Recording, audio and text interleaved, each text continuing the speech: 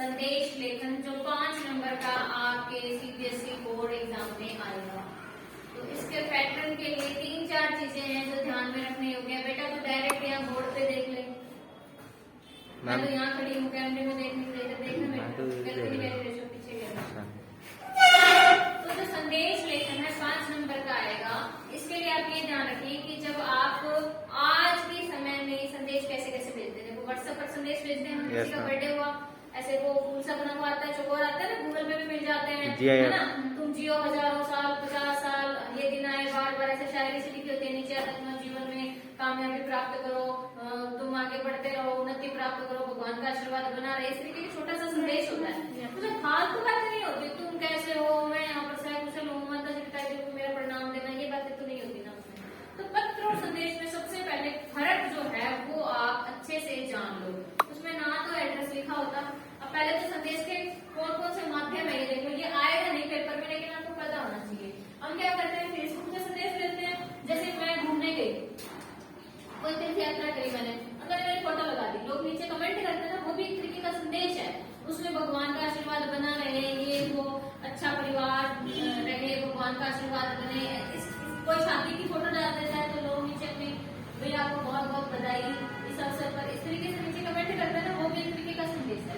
तो Facebook, Twitter, mail, SMS और WhatsApp, ये जो माध्यम है इनमें हम संदेश एक दूसरे को भेजते हैं आज के समय में। समझ आएगा, आज के समय में एक माध्यम है। इसके अलावा एक माध्यम और है जिससे हम संदेश भेजते हैं, वो है अखबार या टीवी, है ना। अब जैसे अखबार में मुख्यमंत्री ने सभी को बधाई संदेश दिया, तो उसमें फिर एक अलग से कॉलम बना नहीं होता, जैसे स्वतंत्रता दिवस पर ऐसे कॉलम बना होता है ना। तो यहाँ आता है कि बधाई संदेश, स्वतंत्रता दिवस पर मुख्यमंत्री की तरफ से सभी देशवासियों को बधाई दी जाती है ना। उसमें फिर ये एक संदेश हो गया सार्वजनिक संदेश, है ना। जैसे कई बार अखबार में आता है, मान लो कल से छुट्टियां पड़ रही है, तो वो एक बॉक्स सर्वसाधारण को सूचित किया जाता है कि दिनांक इससे लेकर इस कोविड की वजह से विद्यालय को स्थगित कर दिया जाता है। ये क्या हो गए, ये संदेश हो गए।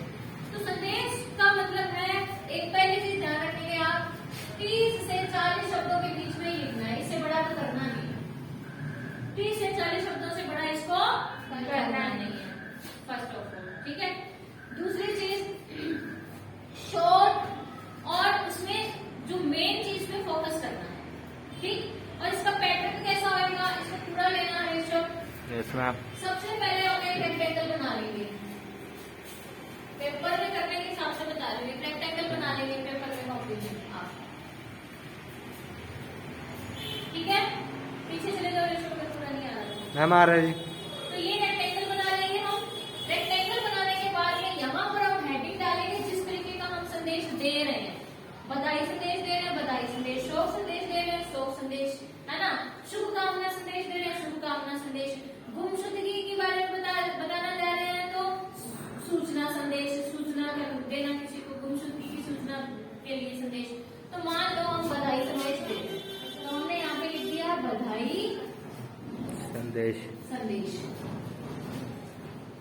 ये पैटर्न है आपका, ये रहेगा सब में। बधाई संदेश हो गया। इसके बाद में यहाँ पर हम लिखेंगे दिनांक, सबसे पहले ऊपर क्या आ गया, दिनांक, और फिर आ गया समय, ये आ गया, दिनांक आ गया, समय आ गया। इसके बाद में आएगा संबोधन। अब संबोधन मित्र को दे रहे, प्रिय मित्र लिखना ही काफी है, नाम लिखने की आवश्यकता नहीं है। चाचा जी, माता जी, पिताजी, प्यारी बहन, प्यारे दोस्त, कुछ भी जिसको हम लिख रहे हैं संबोधन, ठीक है। फिर उसके बाद में जो हमारी मेन बात है वो हमने लिख दी, और लास्ट में प्रेषक, यानी भेजने वाले का नाम, दैट्स इट। इसके अलावा इसमें कुछ नहीं करना।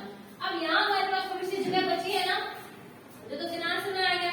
यहाँ पर अगर आपकी फोटो जैसे बधाई संदेश है, तो यहाँ पर छोटा सा सुंदर सा गुलदस्ता बना दो, जैसे उसमें व्हाट्सएप में भी तो हम मैसेज भेजते हैं तो करते हैं ना, ऐसे गुलदस्ता सा उसके साथ में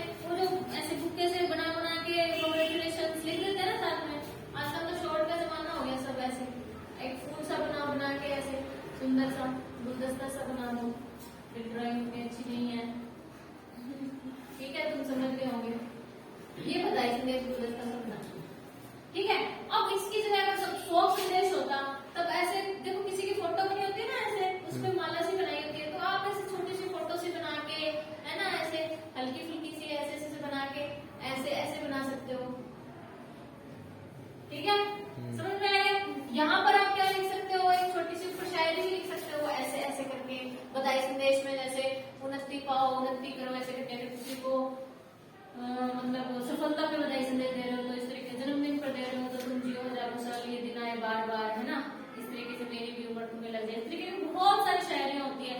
या कोई चला गया तो उम्मीद थी कुछ दिन और हम रहते साथ, लेकिन उस कायनात को मंजूर नहीं था, ऐसे करके सर्वसाधारण को सूचित किया जाता है। अब यहाँ संभव है ना, देखो जो शोक संदेश होते हैं कई बारी, जो जिसके घर में ट्रेजेडी हुई है वो दूसरों को सूचित करता है, तो वो कैसे करेगा, सर्वसाधारण को सूचित किया जाता है कि, अब यहाँ सर्वसाधारण यानी सभी लोगों को सूचित किया जाता है कि हमारी माता जी उज्जैनिया ये दिनांक इतने को परमात्मा में आत्मा का लीन हो गया है, मर गई है, ऐसे सीधा नहीं लिखते हैं, ठीक है, कि या उस परमात्मा को प्यारे हो गए हैं, इस देह को त्याग कर परमात्मा में लीन हो गए, इस तरीके के शब्दों का इस्तेमाल करके, और उनकी उठावनी या जो भी अलग अलग धर्मों में अलग अलग बोलते हैं, जो उनका रिवाज होता है ना, वह कार्यक्रम या पगड़ी बंदाई जो भी होती है वह दिनांक इतने को है, इसे इस संदेश को व्यक्तिगत संदेश माना जाए।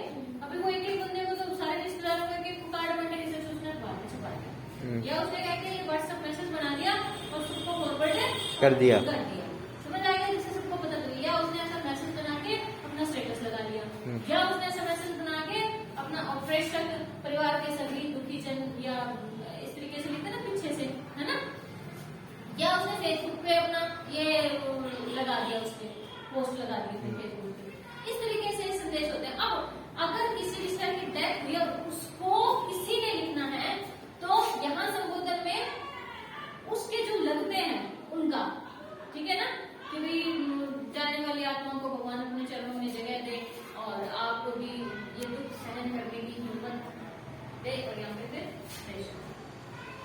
यहाँ पे कुछ शायरी ये तरीका रहेगा संदेश का, 30 से 40 शब्दों में आपका संदेश रहेगा।